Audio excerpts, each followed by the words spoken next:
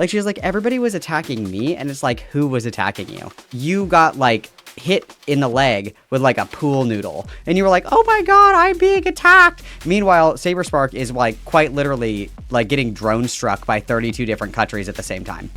She needs a padded room. Stat.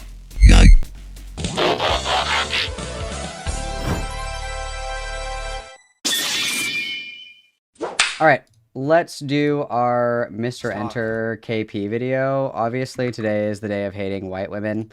So let's continue on with tradition, you guys, and hate a white woman. Let's do it. Alright then, let's talk. On the 23rd of September, 2025, the YouTuber IloveKP, also known as KP, real name Rachel, released a video that was meant to be a response to an action that she had taken earlier this year. That action was making a video detailing allegations towards someone named Aficionados Chris, and those that hired him, DA Games and Saberspark. In doing so, she platformed heinous allegations that turned out to be false, without really fact-checking them, essentially slandering an innocent man. When the initial controversy died down, KP went radio silent. She removed the video, posted about the video, and locked down her socials. 4 months later, and now she's back, with one of the most pathetic responses that I have ever seen. Now, not the worst. I want to be clear about that. We have seen a lot of trash over the past few years, but it is pathetic. It's only 10 minutes long. Actually, might be the best. Also, why is this so quiet? Oh, haha, because the volume's on half. About it. Because I can assume that if it was an hour long, it would say just as much nothing. Plenty of people have already talked about this video and will continue to do so. Not because it's a legendary video, but because KP has read the book How to Make Friends and Influence People, and made it her life mission to do literally the opposite of that. There are a lot of reasons to hate Rachel's latest video, but what truly makes the video so insulting hit her with the first is that it name. makes it painfully clear that she has learned nothing. Less than nothing. From the smallest of issues to the largest of problems. One of the problems with the original video that KP made back in May was that it contained badly censored, not safe for work art straight from a Google document about DA Games, and KP did not have the forethought to censor it further. As a result of the bad censorship job of the document, the Google Doc has since been removed from Google entirely. KP flashes up those exact same images in her latest video, still not doing any censorship job of her own, despite the fact that, as it stands, it is a strike risk to her own channel, let alone the other moral issues involved. While you could excuse this poor bit of editing as a cold bit of carelessness, KP had had 4 months to correct even the most basic of things, which she failed to do, even with the most minimal editing of this latest video. As a result, KP's Let's Talk video is super easy to nitpick. She claims that both I and Cartoonchi spoke to her. Cartoonchi in the comments clarifies that he never did. Meanwhile, she says that she didn't speak to Sai when, according to Anthony, she absolutely did. KP also leaves out Beckett as one of the parties who did talk to her, despite her appearing in his video, so it's not like that could be dismissed. And people who did speak to me in person painted our conversations in a different light when presenting them to her own respective audiences. I don't like being lied about, and I see this video as lying about me and my actions over this whole controversy. So the video that you're currently watching exists as a chance to give a truth of the matter, or at least the best that I can see the truth. I get brought up several times in the coverage from others chapter of KP's video. Of the 3 text documents that she links, 2 of them are mine. What did she say again? A lot of my intent with the video and what I chose to platform in it was assumed. Dog, what are you talking about? Like, legit question. The highlighted mark on the screen is me calling you out for platforming Emily's allegation, which, that wasn't an assumption, that was something you did. Nothing here is about intent. She may be talking about others, granted, but considering it's my text that's on the screen when she's saying it, it makes an insinuation. Look at the statement here. That's she made true. allegations which may be true, look like a joke due to a failure of due diligence, and covered it with Seinfeld and Sonic pissing on the moon. Which part of that statement was an assumption? That you made allegations? No, you did that. That you made them look like a joke? No, you also did that. I didn't say that was your intention. I said that was the effect. Was it that you failed to do your due diligence? If you want to dispute that, be my guest, but I don't think you'll succeed. I know a good swath of the things that you did behind the scenes while all this was going on. Tell me 3 about out of the 4 it. text documents here are from me, which I don't know is a weird thing to not mention at all, but I digress. The way she speaks makes it seem like this is coming from a bunch of different people. The bare basics of the matter is that this text never says what Rachel is saying. Concerns to me that are so much legitimate were and continue to be brushed off as clout chasing or jealous woman scorn mentality. I don't doubt that people have been calling her those things, but I never did. Lazy Bedhead and I have both been very critical about KP, but never once did we publicly Lazy Bedhead is the they them energy person, right? Good for them. say that she deserved what Chris did, for example. And I want to be clear and upfront. The story is gross and it's a shameful thing that no one should ever really be talking about. Presenting them to her own respective audiences. Side note, you had 4 months to make this video. You had enough time for a second take. I recorded this script True, dude. That was something that I noticed, is that she chokes on her word a lot, or her words a lot. She was too high. Very true. She was too high. 3 times so far. What's your excuse? But back on the main track, I don't like this interpretation of events. One of my goals in this video was trying to be as charitable as possible. I tried to give KP every mercy that I could. Most of my talking about her was simply describing the actions that she took along the way. If the actions look bad, it's because they're bad. I do say that KP's message to Emily was an out-and-out threat, which you could argue is a statement towards intention. And if KP wanted to dispute that it wasn't a threat, she could have, at the very least, brought up the threat, but she doesn't even mention this message in her own video. When Emily played this first... Yeah, she left a lot out. She left a lot out. She was smoking the good kush, you know what I mean? God, I wish that was me. Paul, the first time that we heard it, Emily kind of broke down. Whether or not you believe her tears is up to you. But the importance of the matter is that KP still seems to believe Emily, at least publicly. KP still links to Emily's response video, and is still taking her side over Saberspark. Also, there's this message that was leaked out of KP's own Discord. I've asked you guys to stop talking about this publicly in the server. I don't know the exact specifics of the new information, but what I do know is there was a general implication that there was some kind of sexual encounter, and unless you were there or someone recovers the video footage of said encounter, I'm stopping this in the tracks. Cool, dude. If you don't have a video of the fuck off. The that I publicly defended, by the way. Discord server. I shouldn't have to explain why this is a stupid message, but I do. Rachel is asking for something. Also, why is Mr. Enter's video so quiet, you guys? What the fuck is going on? For evidence. If this existed and this was posted, it would be legally revenge porn. If there was a video recording of Saber and Emily interacting, which there isn't, it would not be legal to post without the consent of both parties. And considering the situation, you're never gonna get that. And this message here just shows how entrenched she is in her own biases that she can't see beyond. Okay, well now it's too loud. God, I hate my life. I'm just a girl, please. Not mentioning the threat at all in Rachel's response video is the most telling part of the whole piece to me. Whoever you believe, there is something that KP has to apologize for directly. I don't believe Emily. KP does, though, and she sent this message to someone she believes to be an assault victim. Mr. Enter stays stealing all of my talking points. Mr. Enter, I know that you're a fan. Please respond. Please respond, Mr. Enter. I know that you watch my content because this is my point, okay? Like, KP believes that Emu Emmy was raped by Saberspark, and so in turn she decides to threaten her. If you believe that this girl is like a rape victim, why the f would you ever dream of talking to her like that when she came to you for help? Never beating the allegations that I am Mr. Enter. Just saying. I don't know if she apologized to Emily privately, but I do know that she didn't use her platform to quell the rumors that her own actions may have caused. KP's threat made people doubt Emily. This threat helped people confirm that it was Emily. As I said, I don't believe Emily. In my view, the best case scenario is that Emily has memory issues that makes her side of the story very untrustworthy. And at present, I do not believe in the— I hate when I have memory issues and then I totally imagine that I was raped. That happens to me all the time. Does that happen to anybody else? You're just like, God, what did I have for lunch yesterday? I'm reusing the bit. I'm gonna keep using that bit. It's a good one. Best case scenario here. However, throughout this entire endeavor, one thing that I was trying to do was give people as much cherry as possible. I gave KP every mercy that I possibly could, as her actions systematically angered everyone on multiple investigation teams. KP jumped the gun and confronted Emily without lazy, despite, as I understand it, the two of them having a plan of action. KP accused Phineas of using her as some kind of clout connection, and after he left her mod staff due to the video that she created, KP actively refused to have him in any of our calls. And when Lazy and I were questioning KP, she tried to drag Lyle Convoy into the call. I was far more merciful than I could have been, considering what KP did, and considering what she is continuing to do. But if my mercies aren't enough, Lazy Bedhead conducted an interview with her that is still up on her channel, letting KP's own words speak for themselves. The date is wrong, by the way, even in the comment. I don't know why. The video was recorded in the middle of May, not June as the comment seems to imply, or July as the video itself says. Trust me, I was in the investigation team, I know when that happened. This led to a good number of people speaking down to me, harassing me, and sending me death threats. I don't doubt that you've been harassed, but putting my video here as you say that is kind of weird, because I say like 24 times that— And also, let's be totally real, Mr. Enter was probably like the chillest out of every single person that participated in this. Like, Mr. Enter, his first video was a total waste of time because he was just, you know, sweeping, because Emily lied to him. That's why, right? That's why he ended up doing a little bit of sweepies. It's because he was lied to by the lying. Okay, so that's what happened there. But like after the fact, like, he gave Emily like a 2-hour-long interview where he didn't push back on her at all. And he just let her say whatever the fuck she wanted to say. He didn't even go, nobody went hard enough on KP. Like, she was like, everybody was attacking me. And it's like, who was attacking you? You got like hit in the leg with like a pool noodle. And you were like, oh my God, I'm being attacked. Meanwhile, Saberspark is like quite literally like getting drone struck by 32 different countries at the same time.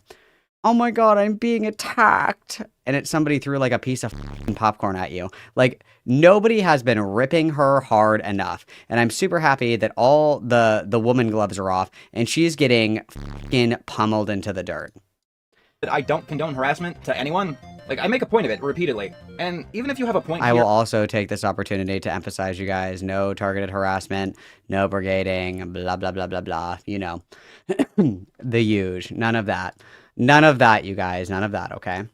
it makes it so much harder to take that point seriously when you're throwing up shit like this. Largely based on the assumption that I was a bitter, jealous, stupid woman targeting an innocent, successful, intelligent man for the sin of not dating me. To which I'd like to respond by saying, Steven, I'm just not that into you. This was the line that caused me to make this video that you're watching now. This is what caused him to crash out. He was like, no, she's using her powers again. I have to get her. I have to get her. is filth, and it showcases the kind of worldview that reveals the whole illusion for how grotesque it really is. You accuse a man of one of the worst crimes imaginable, due to an anonymous accusation that you don't even look into. An accusation against a man who appears to be innocent. Then you get blowback for that, and your response is, I'm just not that into you. I think a low blow is warranted. This sounds like an incel's stereotype of a woman. KP seems to have this. Yes, dude. Fucking tear her up. Yes, fuck her up. Beat her ass. Get the chair! Get her with the chair! Like, yes, dude. Yes, she is quite literally just a fucking incel.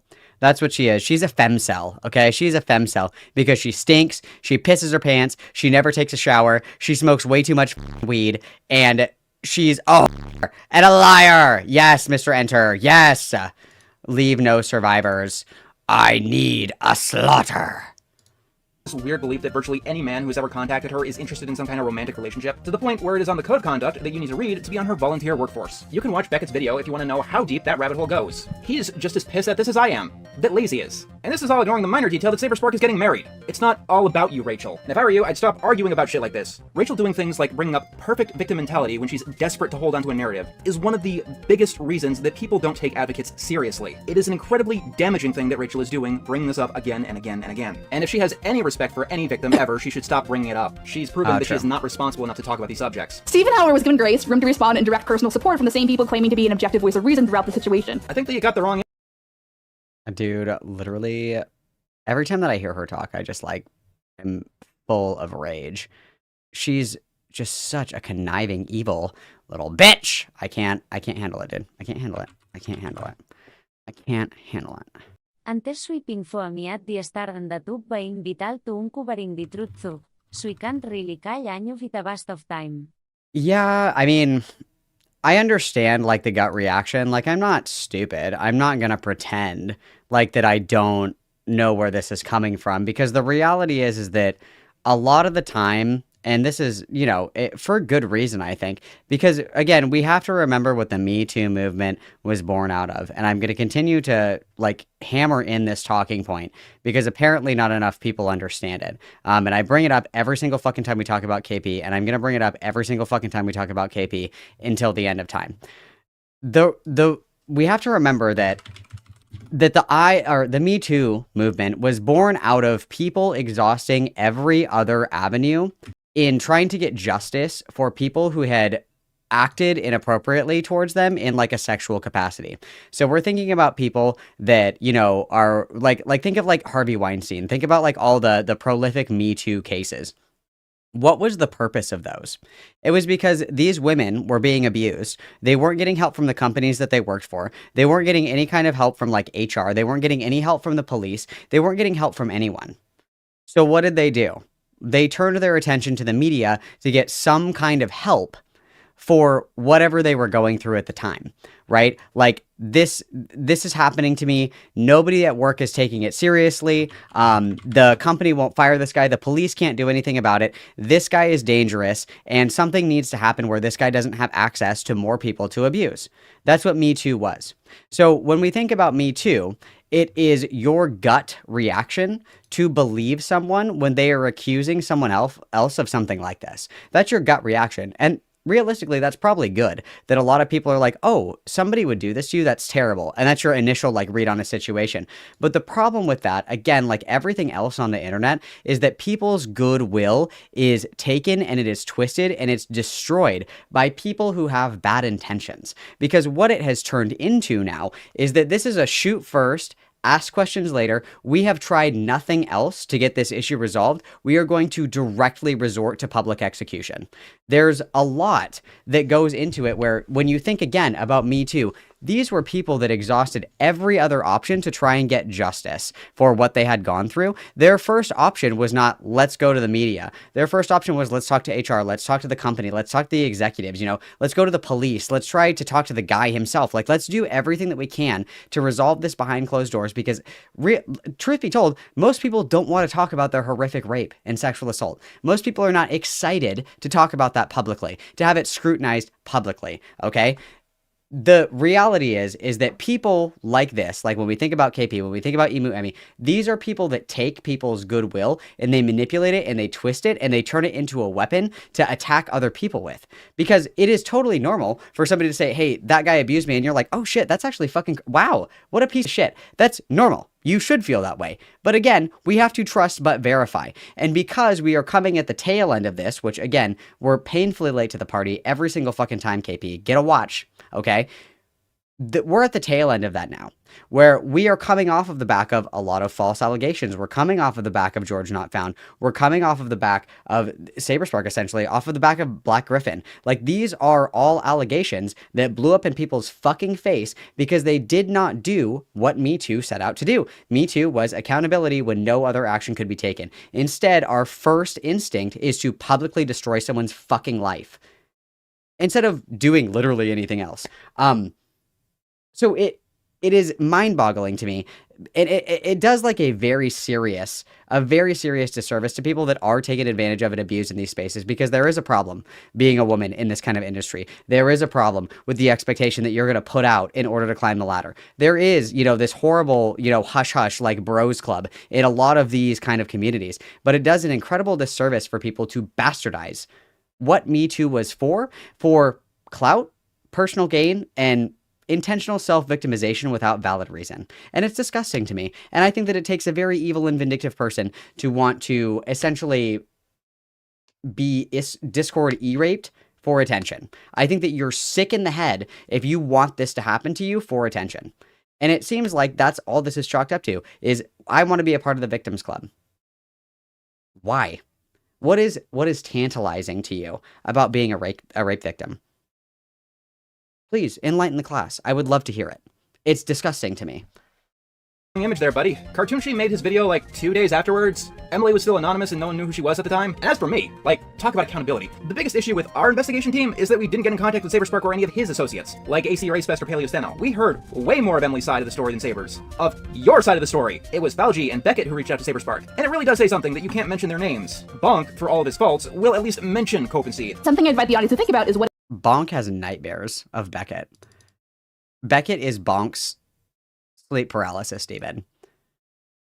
Bonk sees Beckett every single time that he closes his eyes. It's so funny. accountability is, what it looks like, and what it isn't. Someone jumping to respond as soon as possible or through as many avenues as possible is not indicative of taking accountability, especially if that response is to victimize/murder yourself in the face of accusations and criticism. True accountability is stating whether or not you did something on its face, regardless of any intentions or effect, and without excusing yourself or attacking the accuser. Example, I made the original video. It was bad, and I understand that. Why was the video bad, Rachel? It's a simple question that supposes a simple answer. KP's Let's Talk video explains that the tone was taken the wrong way, but as I explained in my own video, the tone in and of itself is not a problem. You can make a video about a dark subject matter with silly jokes or skits and still take the subject matter seriously. Beckett drawing KP's avatar as a McDonald's employee and himself as a jester doesn't actually take away from the clarity, intensity, or the emotion of the piece. It also doesn't help that KP's defense of the original tone— I also like that he made her avatar fat. I like that. —does not make sense. I'd like to firstly apologize for anyone who was hurt by my tone, both throughout the video and on my socials. Well, obviously people get positive attention for being victimized, but like I think the problem is that we lose the forest through the trees, because there's a difference between positive attention and negative attention. And believe it or not, sympathy is negative attention. And when I say sympathy, I don't mean like, oh, I'm so sorry that happened to you, in the sense where people will fawn over your victimization and use it in order to like infantilize and belittle you. That isn't necessarily positive. That isn't necessarily positive attention. And I think, again, I think it takes a profoundly sick individual to be someone who really, truthfully, with their whole heart, wants to be victimized in this way. For privileged people to be oppressed is a form of validation. And I think that's disgusting. My joking and memeing was contained to my own experiences as I deal with my own trauma that way. This is a lie. Unless KP was the 17-year-old dating Jerry Seinfeld and was the one who threw the shoe at George W. Bush. I'll give KP a pass for Eggman pissing on the moon because it is a joke about her own experience. But once again, it shows how little thought and care that she put into her own response. That she didn't at least decide to state that she put in a Sonic meme and assault allegations involving a Sonic YouTuber. The video was not bad because of its tone. It was bad because you were out of your depth. You did not have the purest of intentions. You refused to take advice. You were secretive when you shouldn't have been. You didn't format the video correctly. You obfuscated things that should have been readily apparent, like Chris's joke joke, being plainly stated that it was a joke and not actually something that happened. You had collaborators who were insane, like Bonk or Courtney Pete. You had digressions that had nothing to do with anything. You stole content. You brought people along to voice things without giving them the full context of what they were voicing. You didn't preview your video to I a large still want the audience June the of trusted King expert associates. And you tied two statement. disparate subjects ass to end like you were trying to put a square block in a round hole. That's just Hell off the top yeah. of my Get head, her. the things that were wrong with your video, Rachel. Get her. You asking the audience Yeah, to think about what Rachel. accountability is Yeah, frankly, Rachel. offensive, because at this stage in the game, we know what accountability looks like. Lazy Bedhead made a 3-hour-long video about her involvement in this entire debacle. She took ownership of where her mistakes were, but beyond that, she gives a thorough breakdown to the full context and order of events, your involvement included. The video also goes above and beyond the typical response video fare, and it works well as a standalone video that you can watch and gain value from without having any sort of reference or context to the controversy in question, which I believe should be the gold standard. Another thing I'd like to personally address is Courtney Pete and her You cannot convince me that this video was not recorded in one take. This isn't a nitpick either. This is a legitimately important thing to bring up, because several times throughout the recording, it sounds like she's laughing. I can't say that she is, and even if she is, it might be a It's nervous because she's high. She's got the munchies and she's giggly. She's like, ee. It's so funny. laugh, but I can't blame anyone for coming to the conclusion that she is not taking this seriously. This video was in production theoretically for 4 months. She should not be flubbing over words. Say what you want about my own audio, but this was made in a weekend. No matter why the video sounds like it does, it comes across as disingenuous because of the audio quality recording. And the words she uses don't help either. I've spoken to both Courtney and the affected individual, apologize on Courtney's behalf, and going forward, since she doesn't want to apologize herself, I'm cutting public ties with her. What does that mean? Cutting public ties. A lot of people have pointed this out. This sounds like something a politician would do, where they have public friends or public positions, but in private they have a different range of associates and stances. Although, to be fair, the goal of politics is to not give that game away. So I'll ask the question bluntly so you can answer bluntly in your next video. Are you actually cutting ties with Courtney Pete in private too? Or are you just I asked the same question. Mr. Enter is a Malcolm fan, confirmed. distancing her from your brand because she's a brand risk because she's insane, but you're still gonna play with her when the other kids are gone? I obviously have plenty of my own words to say about Courtney Pete, since she believes that everyone who defends others of impropriety accusations are doing it for nefarious reasons, and she said Let's be real. She's saying here that if you disagree with me, you should be raped to death. That's what she's saying. she hoped that I got assaulted 13 Reasons Why style, but that's the future. Courtney That's Pete is true. I totally forgot that she said that about Mr. Enter. What did he say? He was like, I would rather be raped than be falsely accused of rape, which is a take, certainly. Only a man, right? But Courtney was like, well, I hope that his wish comes true. 13 Reasons Why style. Dude. She needs a padded room. Stat. on shopping block today. KP is. The same server also has a man accused of and arrested of child grooming. My memory might be a little bit bonked right now. It's been a while since I've seen that original video, and the whole thing was so incoherent, it's hard to know objectively. But that accusation wasn't in the original video, was it? So, as I see it, there are only real two possibilities here. Either KP had this little tidbit in her back pocket, and she didn't use it in her 2-hour video because Sonic pissing on the moon was much more important. I have no idea. I've never seen 13 Reasons Why, and you can't make me. Or, in the background, KP has been looking for more. Also, didn't that episode get removed? Can't you, like, not even watch that episode anymore? Didn't it get pulled off of Netflix or whatever the fuck? Netflix removed the graphic suicide scene from the season 1 finale of 13 Reasons Why in July 2019, following intense criticism from mental health experts and suicide prevention advocates. So, ammo for a rifle that already blew up in her face and covered her in soot, Tom and Jerry style. Rachel, you have to drop the DA game shit. You have to drop all of this shit. You want to talk about accountability? Let's talk about accountability. The DA Games Google document was removed from Google because of the poorly censored pornography that you have now used in YouTube videos twice, violating TOS. The alleged DA Games victims have run off the internet, and whether or not DA Games has done anything wrong at all, the story is untouchable because of you, because it stuck to your mess. oh my god, preach, yes, she ruins everything, I agree. It's stuck to you. You can say anything. There's more than one rape in 13 Reasons Why? Why do people watch that show? What do you mean? There's multiple rapes? What? You want about DA Games. You can throw any accusation you got. You guys are out here watching the rape show? You can research them for 20 fucking years, it doesn't matter. No matter what ammo you have, no one will believe it because your touch is as toxic as uranium. And even it's a gang rape scene with a broom. Okay. if that wasn't a factor, you're just incompetent. Can you not put the snark tags that you believe that Even the Devil's Reject scene or Last House on the Left, like they're difficult to watch, certainly, but they're not that graphic. How graphic are we talking, you guys? I've never seen it. How graphic are we talking here? What is going on? What are you guys talking about? What are you guys talking about?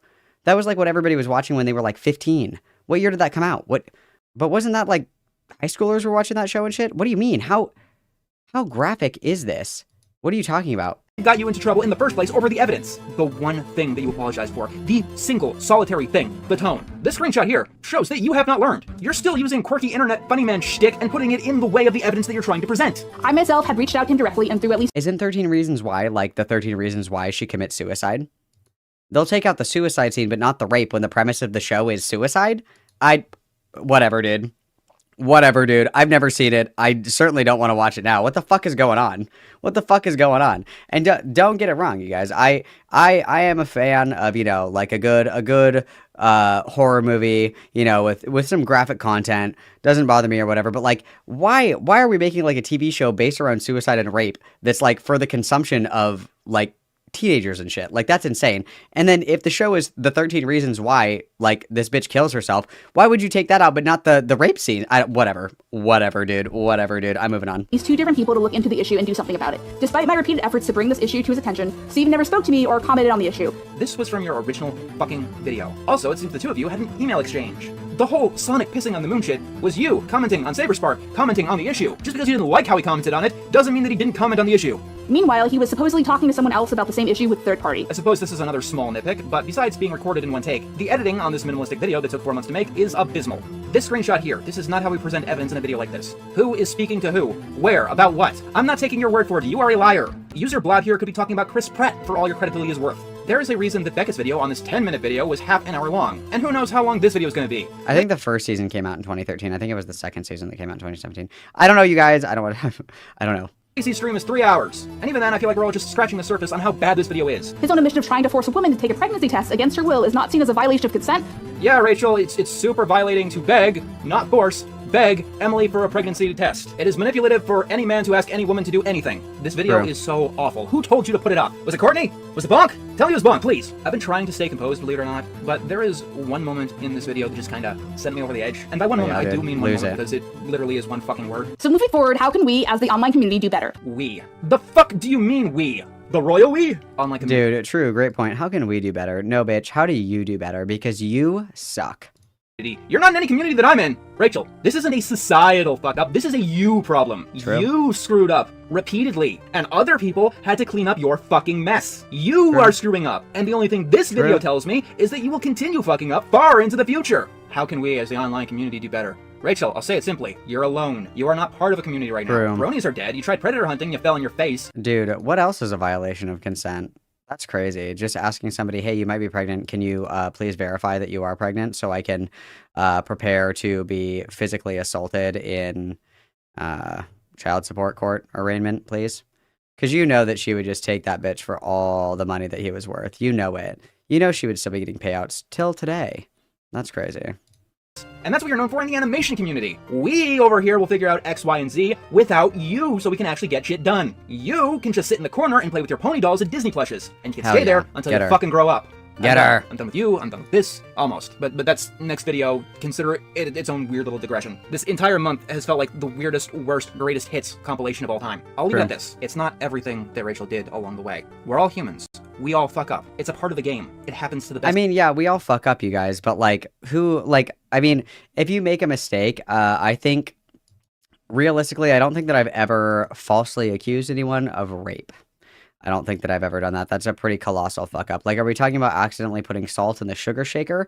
Or are we talking about, like, ruining someone's life? Like, what do we mean here? Best of us. It happens to the worst of us, and it happens to everyone in between. It's the fact that Rachel has learned. And just because you guys are going to be nitpicky about it, I say, I don't think that I've ever accused somebody of rape. I told you guys that when Dark Malcolm is fronting, I don't know what happened. So, just to clarify. Virtually nothing along the way. I wish you good luck, Rachel, because when all's said and done, that's really all you got left. Okay, so just as I started recording this video, it looked like KP gave us another message via community post. If you're wondering, no, I am not going to make a video about that one too. If it's a train wreck, I'll do a stream, but I'd rather dip out of the back and forth because this could and will literally go on forever. KP is trapped in a very infamous trap, the one more video will fix everything trap. Also colloquially known as the lolcow spiral. When you're in that trap, you're boiled potatoes, you're done, you're cooked. If I'm understanding, of course, and I disavow, I'm shaking my head as I say this, I'm pretty sure that KP's, like, Kiwi Farms thread got reopened because of all of this shit, too. Like, she can't stop. She can't stop. She has a shovel, and there's still dirt beneath her. Somebody has to help her. Somebody has to save her. Save her! Even ignoring that fact, no conversation is worth having with a liar. And KP just cannot stop lying. Despite her post's brevity, it also makes new lies rise to the surface. I was afraid a longer one-part video wouldn't hold people's attention. How did she come to that conclusion? How would anyone come to that conclusion? Ignoring the fact that Lisa's video is 3 hours and very well holds attention, the video that sparked all of this off was over 2 hours. And if nothing else, it managed to capture attention. And if that's the lesson you learned from that video, make the video shorter, that is very, very sad. KP's video on Lily Tragic. Orchard was over an hour long. Also, there's the minor fact that this statement does not make sense. Has anyone else in history, in this much hot water, lost attention by addressing more of their controversies? Sure, they could dig their hole deeper, but lose attention? That's a ridiculous statement. I also love that this post implies that making multiple parts was always the intention when, no, obviously not. The only criticism here that she gives herself is that she didn't say everything perfectly. Yeah, and the people who were nuked in Nagasaki had a bit of a bad day. There is no reason to interact with this person ever again because a brick wall is more receptive. Goodbye, Rachel. Good luck. Maybe. Yeah, fuck her. Fuck Rachel. Yeah, she's an evil white woman, I agree. Yeah, she deserves all the smoke that she's getting, dude, and more, honestly. It's just, it's unbelievable. And I cannot wait until she makes another video, you guys. You know what would be even better is instead of doing, you know, another prepared video, you know, a sit-down scripted video that was typed up by ChatGPT in literally, like, greeting out and trying to record this fucking video in between, like, taking bites of your, month-old Cheez-Its and shit like that.